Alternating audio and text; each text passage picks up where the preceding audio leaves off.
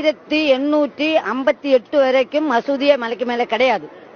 அதுக்கு பிற்பாடு இப்ப ஒரு சில நூற்றாண்டுகளுக்கு உள்ளேதான், ஒரு 100 அல்லது 150 வருஷத்துக்கு உள்ளேதான் இந்த மசூதி இங்க உருவாயிருக்கு. நம்ம கோயில் 7வது நூற்றாண்டுல கட்டுனது இங்க இந்த இடத்துல. இதுக்கு முன்ன இது மன்னர்களால கூன்பாண்டியன் மற்றும் திருமல நாயக்கரால கட்டப்பட்ட கோயில்.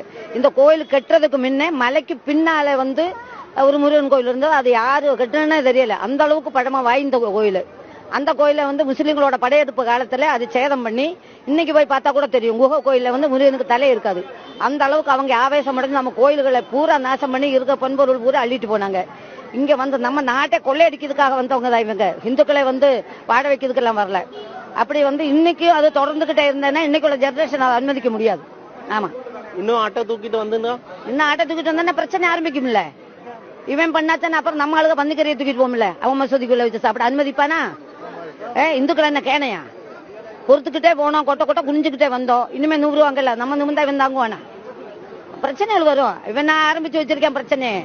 இன்னும் அதை கிளறிக்கிட்டே இருந்தா பிரச்சனை பூதாகாரமா தான் ஆகும், குறையாது.